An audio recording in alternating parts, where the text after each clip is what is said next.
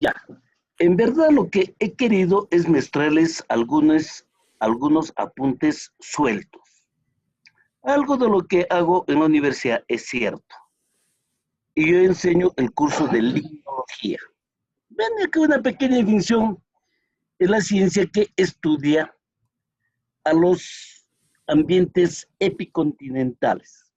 Cuando me refiero a las aguas epicontinentales, estoy diciendo a los lagos, a los ríos, lagunas, riachuelos, todo lo que está en los continentes, independientemente de las aguas oceánicas. Claro que el estudio está en base a diferentes factores físicos, factores químicos, sí, aquí están, lagos, lagunas, el aspecto físico, el origen, la morfología, bueno, en fin, aspectos químicos sobre los diferentes gases que allí existen, el oxígeno, CO2, y aquí debajo el aspecto biológico. En sí es un resumen muy apretado de lo que es limnología, pero de alguna manera, ¿de qué estoy tratando? Estoy tratando de aguas, ¿sí? Aparentemente uno de los recursos más abundantes en el planeta Tierra. Aproximadamente el 71%, tres cuartas partes de la superficie terrestre está cubierta por agua. Razón por la cual nos dicen de que somos el planeta azul. Entonces, tenemos una inmensa cantidad de agua. Ya tengo un resumen de ello. Dice el 71%, tres cuartas partes de nuestro planeta está por agua. Pero el 97% de este 71% está en los océanos. Es agua salada, que se utiliza en los continentes, no se utiliza. No está a disponibilidad de los seres vivos, incluido el hombre, en los continentes. Restándole, nos queda un 3% de agua dulce.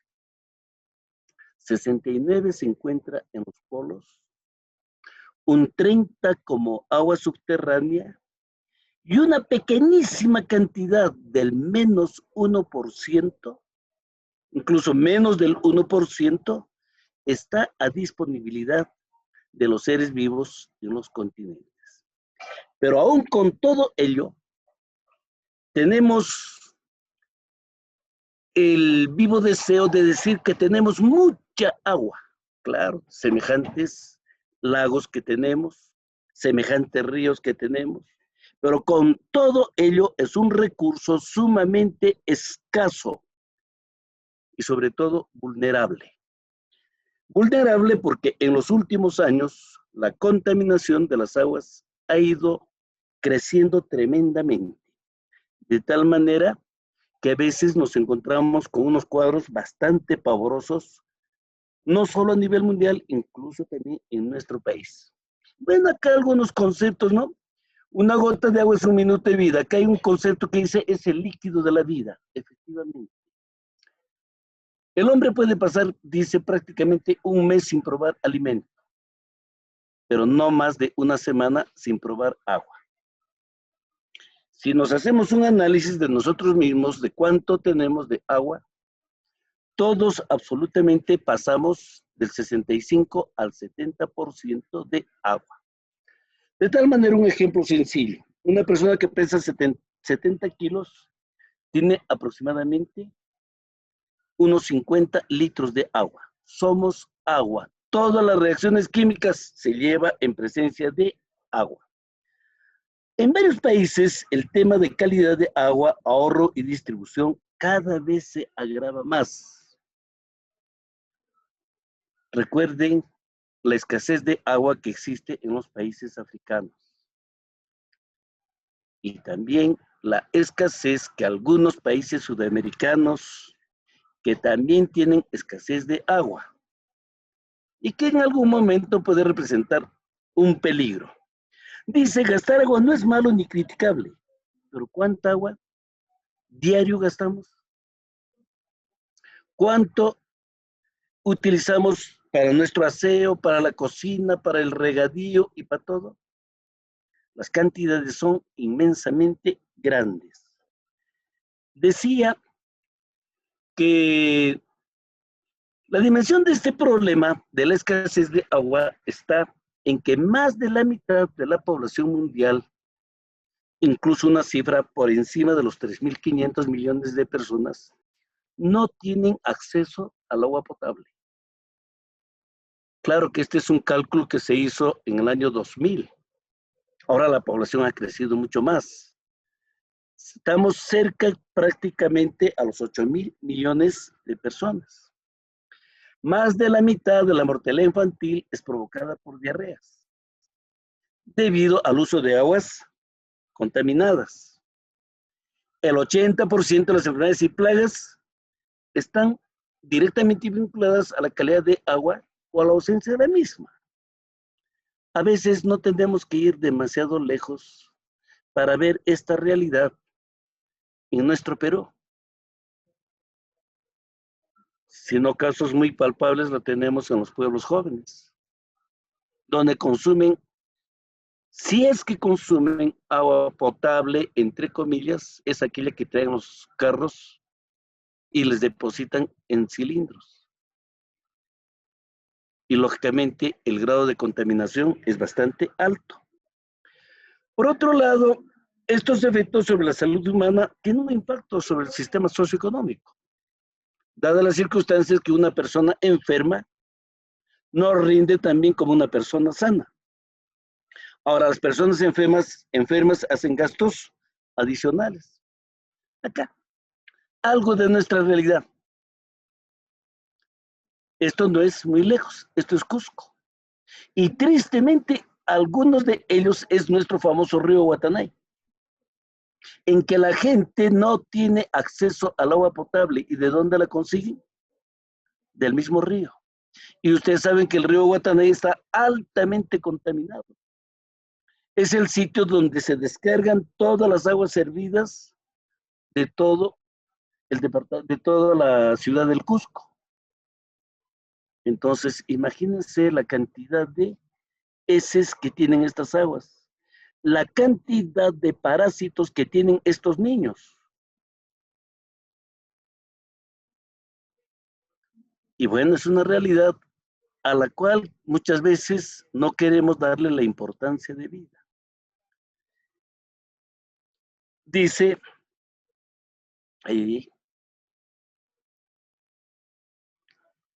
aquí hay un término que se utiliza en términos socioeconómicos, demófora.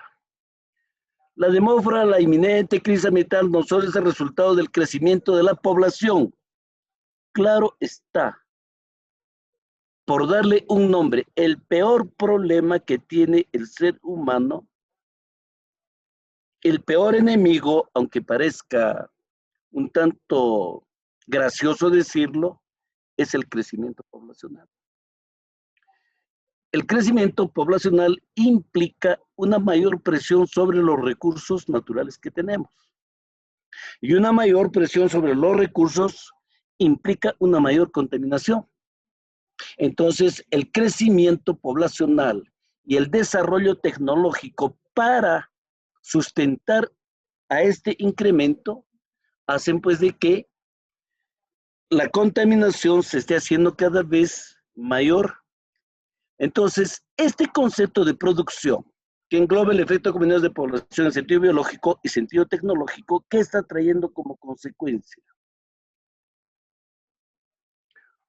Una grave declinación del recurso agua en los continentes para los seres vivos que allí estamos presentes. Claro está que a ello alguien agregará y dirá, ¿y el calentamiento global?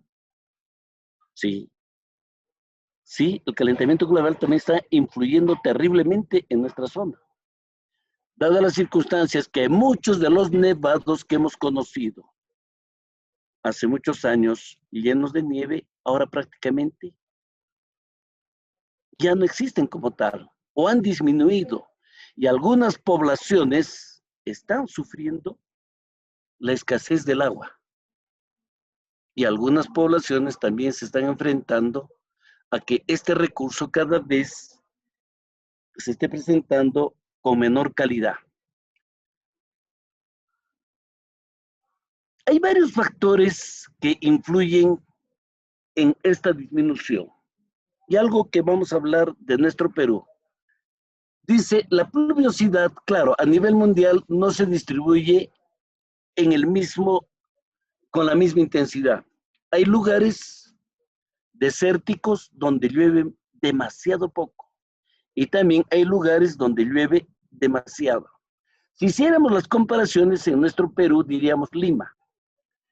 En Lima aproximadamente tiene una precipitación anual de 200 milímetros anuales.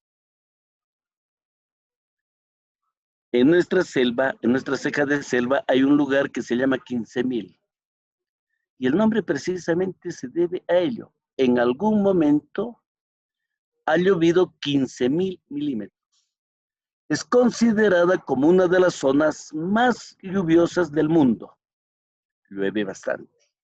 En cambio acá llueve poco.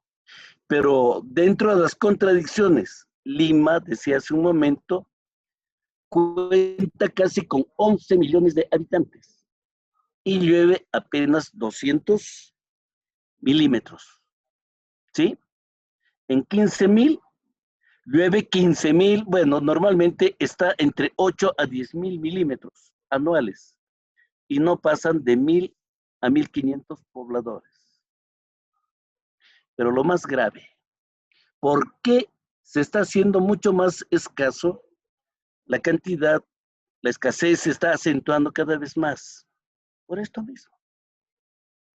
Por la polución, claro, de lugares puntuales, los desagües, que llegan a los cursos. Uno de los ejemplos grandes es nuestro Guatanay. Podría ser el Rímac, el río Rímac.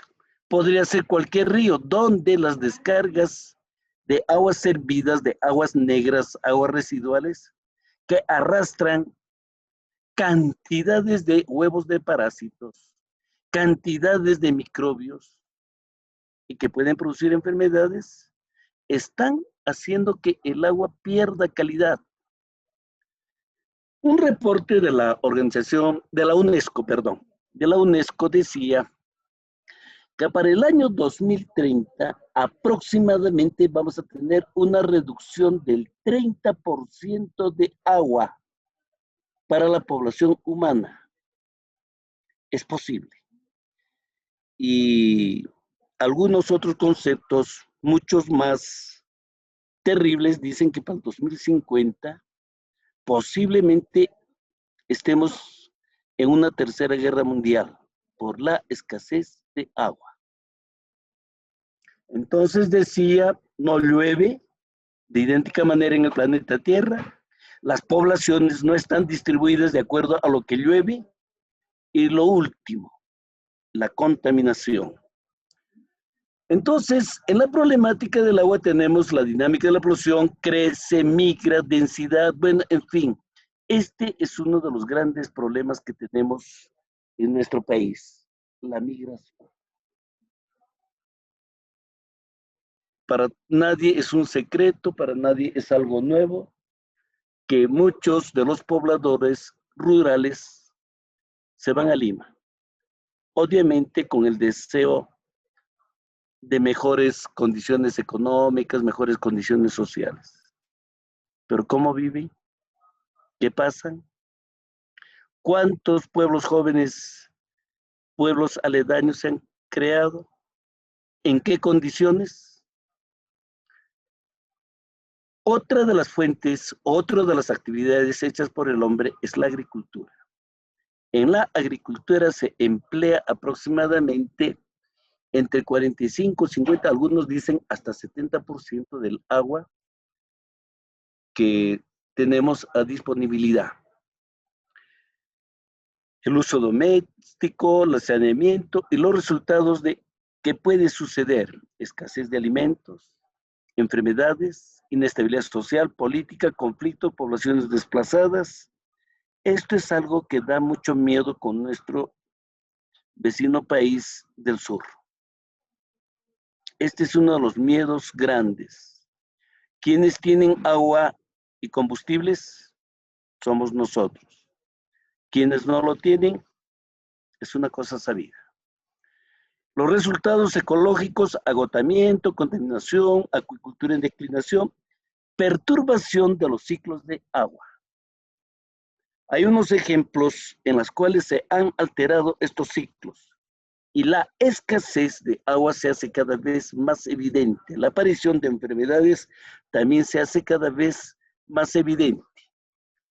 Bueno, acá tenemos algunos agentes. Este es uno de los peores: la descarga de aguas servidas.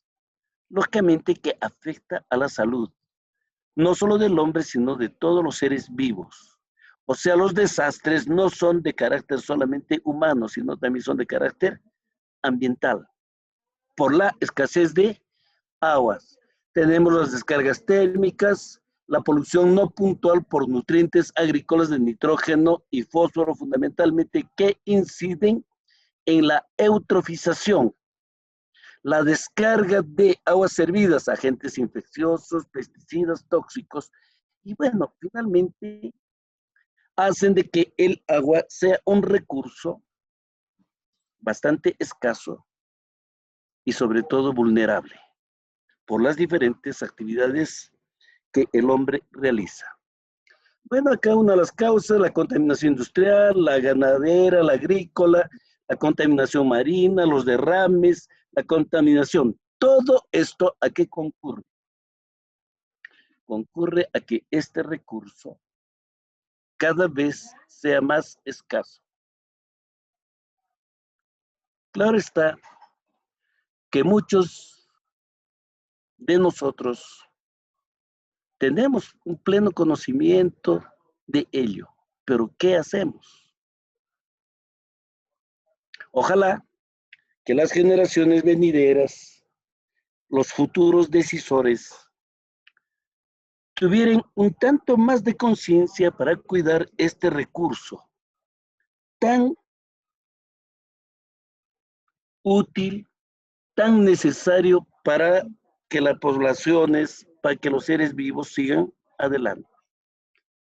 ¿Qué beneficios nos da el agua? Aquí hay algunos de ellos.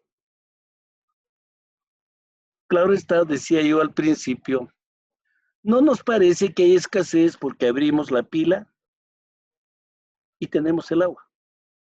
Queremos ducharnos y tenemos el agua. Queremos preparar los alimentos y tenemos el agua.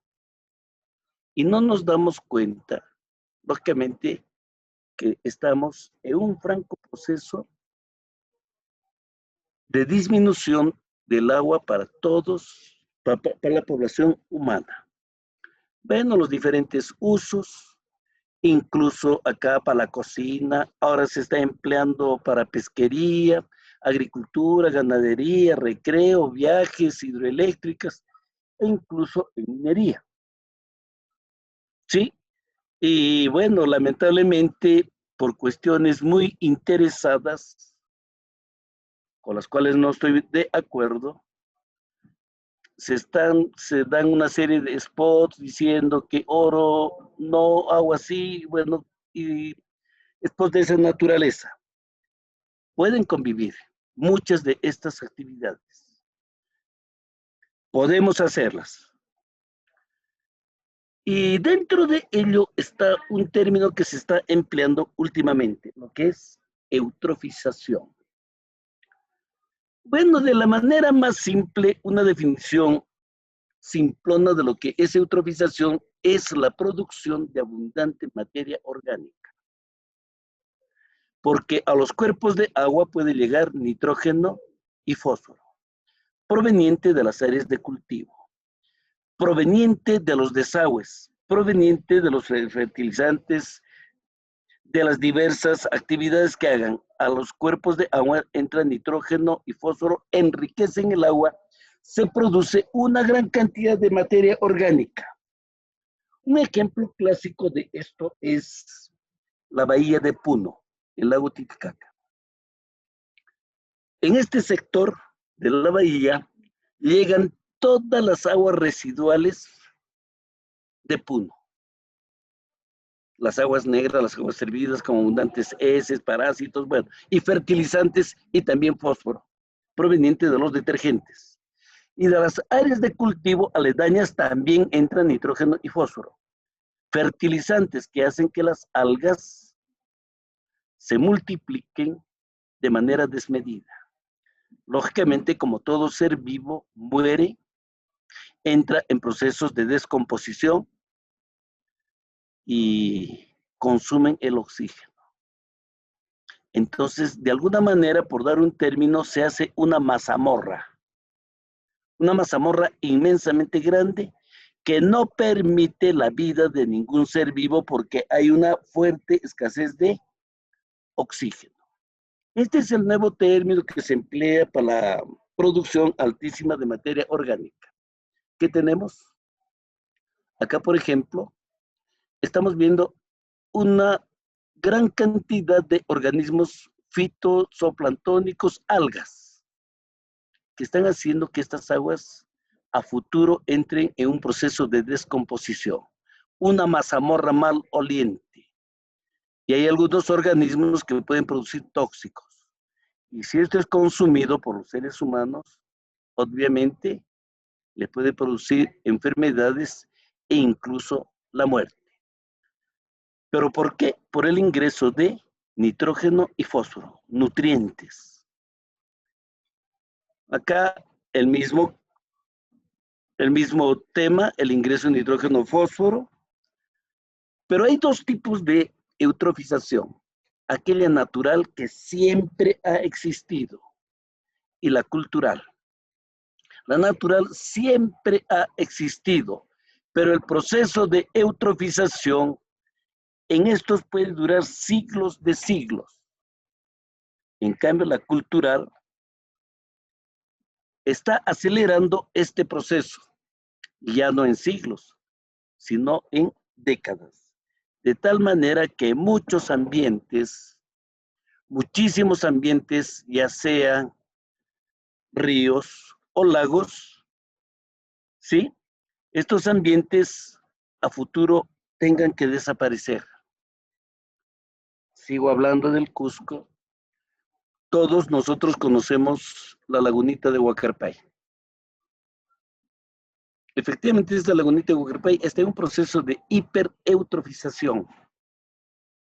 A mi entender, durará unos 20, 25, 30 años y de aquí a un tiempo diré un bello recuerdo, porque está entrando en un proceso de pantanización y bastante acelerado.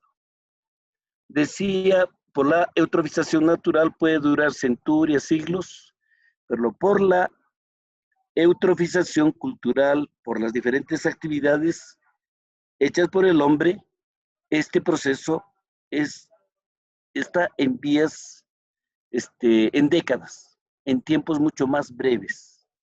Acá la gráfica nos dice que para que llegue a disminuir la profundidad, disminuya el espejo de aguas, siglos.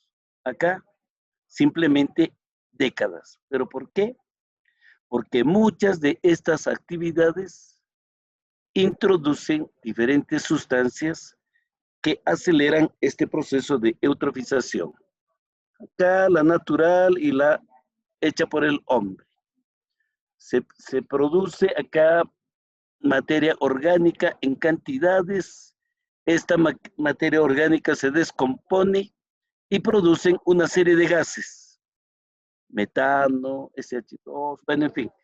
Y que trae como consecuencia la falta de oxígeno. Y al no haber oxígeno, obviamente, la vida se disminuye. Lo mismo, el hecho, pues, un bloom algal, excesiva cantidad de organismos, puede producir una turbidez que impide que los rayos solares ingresen a fotosíntesis. Habrá agotamiento de nitrógeno, fósforo, sedimentación de restos que entran en descomposición, tanto aeróbica como anaeróbica. Aquí están algunas de las actividades que hacen de que los cuerpos de agua se estén descomponiendo de manera acelerada. La industria, la agricultura, las granjas, la erosión que puede ser por los cultivos, la minería y muchos otros que están haciendo que estos cuerpos de agua se estén deteriorando aceleradamente. Dice, en el proceso de eutrofización hay un aporte de nitrógeno y fósforo. Producción de fitoplancton de manera exagerada, aumenta la turbidez, disminuye la penetración, mueren las plantas, mueren los organismos y finalmente este ambiente ¿a qué tiende? A desaparecer. Y si desaparece un lago, un río, ¿a qué estamos concurriendo? Tristemente estamos concurriendo a una disminución significativa de este valioso recurso.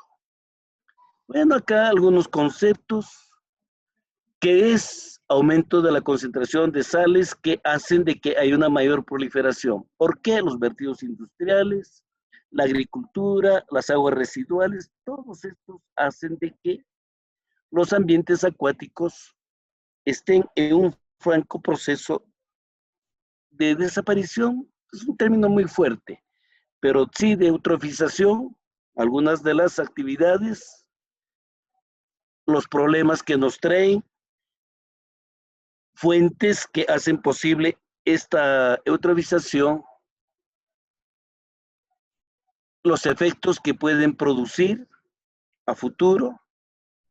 Pero aquí hay algo importante, las medidas para controlar la eutrofización, control de entrada de nutrientes. Antes de que los nutrientes ingresen a los cuerpos de agua, ¿qué deben de pasar? Por tratamientos de residuos antes de ingresar. En nuestro Cusco tenemos una sola planta procesadora, una planta que creo que funciona muy a medias, totalmente una planta de tratamiento de agua. Y de acuerdo al volumen de aguas servidas que suelta al río Guatanay, deberían de existir muchos más.